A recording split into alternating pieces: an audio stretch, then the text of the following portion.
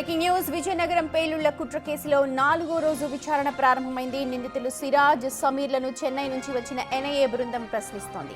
గత 3 రోజుల విచారణలో నిందితులు పెద్దగా సహకరించలేదు అని సమాచారం. స్లీపర్ సెల్స్ ఎక్కడెక్కడ ఉన్నాయి, కుట్ర వెనక అసలు సూత్రధారులు ఎవరు అనే కోణంలో విచారణ జరపనున్నారు. మరోసారి నిందితుల బ్యాంక్ అకౌంట్లను కూడా పరిశీలించబోతూ ఉన్నారు.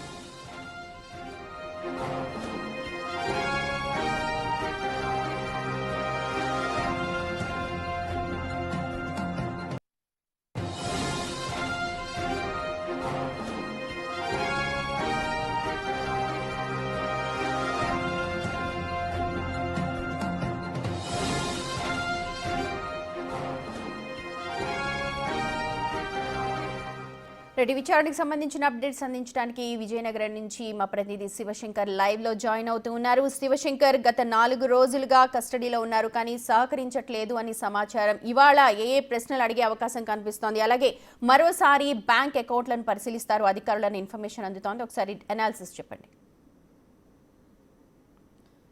సుమతి, గత 3 రోజులు జరిగినటువంటి విచారణలో పెద్దగా కీలకమైనటువంటి అంశాలు పెద్దగా బయటికి రాలేదనే విషయం అయితే చాలా స్పష్టంగా తెలుస్తోంది. కేవలం విశాఖకు చెందిన రిటైర్డ్ అధికారి మాత్రమే సిరాజ్కి టచ్లో ఉన్నాడు అనే విషయాన్ని తప్ప అంతకు మించినటువంటి కీలక సమాచారం అయితే పెద్దగా బయటికి రాలేదని చెప్పుకోవచ్చు. అయితే ఈరోజు 4వ రోజు విచారణ అయితే ఇప్పటికే ప్రారంభమైంది. చెన్నై నుంచి వచ్చినటువంటి ఎన్ఐఏ అధికారుల బృందం ఇటు సిరాజ్ అటు సమీర్లు కూడా విచారించే అవకాశం చాలా స్పష్టంగా తెలుస్తోంది. ముఖ్యంగా మనం చూసుకుంటే స్లీపర్ సెల్స్ ఎక్కడెక్కడ ఉన్నారు, ఎందుకంటే ఇప్పటికే వీళ్ళు దేశంలో 7 ప్రాంతాల్లో రెక్కీ నిర్వహించిన పరిస్థితి అయితే ఉంది. అయితే 7 ప్రాంతాల్లో రెక్కీ నిర్వహించడానికి స్లీపర్ సెల్స్ ఎవరైతే వీళ్ళకి సపోర్ట్ చేశారు, ఎందుకంటే ఏ ప్రాంతాల్లో పేలు నిర్వహించాలనుకున్నారు, ముఖ్యంగా అక్కడ రద్దీ ప్రాంతాలు ఏంటి, ఏ ప్రాంతాలను వీళ్ళు గుర్తించారు, ఈ గుర్తించడానికి అక్కడ ఉన్నటువంటి ఎవరు వీళ్ళకి సపోర్ట్ చేశారో ఆ స్లీపర్ సెల్స్ ఎవరు అనే దానిపై కీలకంగా విచారించే అవకాశం చాలా స్పష్టంగా కనిపిస్తోంది. మరోవైపు మనం చూసుకుంటే గుల్బర్గాకు చెందినటువంటి వ్యక్తి సిరాజ్కి చాలా ఎక్కువగా సపోర్ట్ చేశాడు ఉగ్రవాద భావజాలానికి. సమీర్ తర్వాత గుల్బర్గాకు చెందిన వ్యక్తి అటు సిరాజ్కి చాలా ఎక్కువగా సహకరించాడు. ఉగ్రవాదానికి శిక్షణకి సంబంధించి కూడా ఆయన సపోర్ట్ చేశాడు. అటు ఉత్తరప్రదేశ్ కావచ్చు, మహారాష్ట్ర, కర్ణాటకలో జరిగినటువంటి ఉగ్రవాద శిక్షణకు సంబంధించి గుల్బర్గాకు చెందిన వ్యక్తి సిరాజ్కి ఎక్కువగా సహకరించినట్టు తెలుస్తోంది. భౌతికంగా అటు సిరాజ్ శిక్షణకి హాజరవడానికి ఆయనే ప్రధాన కారణంగా తెలుస్తోంది. ఆ వ్యక్తి ఎవరు అనే దానిపై కూడా అన్ని కోణాల్లో కూడా దర్యాప్తు చేస్తున్న పరిస్థితి. ఆ వ్యక్తి ఎక్కడ ఉంటాడనే దానిపై సిరాజ్ను ప్రశ్నించే అవకాశం చాలా స్పష్టంగా కనిపిస్తుంది. మరోవైపు మనం చూసుకుంటే అటు సౌదీ, అదేవిధంగా ఒమన్ దేశాల నుంచి వచ్చినటువంటి ఆర్థిక లావాదేవీలకు సంబంధించి మరింత తీవ్రంగా ఈరోజు విచారణ ఉండే అవకాశం ఉంది. ఎందుకంటే ఆర్థిక లావాదేవీలకు సంబంధించి అహిం సంస్థకి సంబంధాలు ఉన్నాయి అనే దానిపై కూడా తెలిసే అవకాశం ఉందా?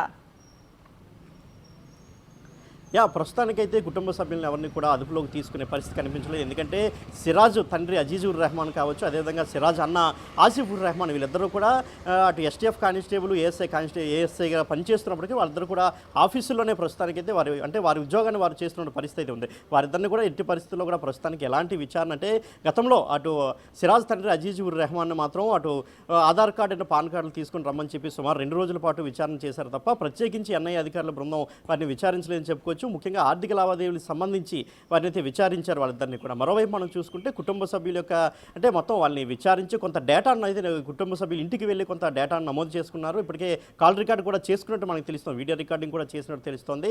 దీని ప్రకారం అంటే సిరాజ్ సమీర్ల విచారణ కొంత కొలిక్కి వచ్చిన తర్వాత కుటుంబ సభ్యుల్ని పూర్తి స్థాయిలో విచారించే అవకాశం కూడా కనిపిస్తోంది. సుమతి, శివశంకర్, బ్యాంక్ ట్రాన్సాక్షన్స్ కి సంబంధించి ఇన్ఫర్మేషన్ తీసుకోవడానికి బ్యాంక్ అధికారులని ఎక్కడెక్కడ ట్రాన్సాక్షన్స్ జరిగాయి, ఎంత మొత్తంలో జరిగాయన్న డీటెయిల్స్ ఏమైనా బయటకు వస్తున్నాయా?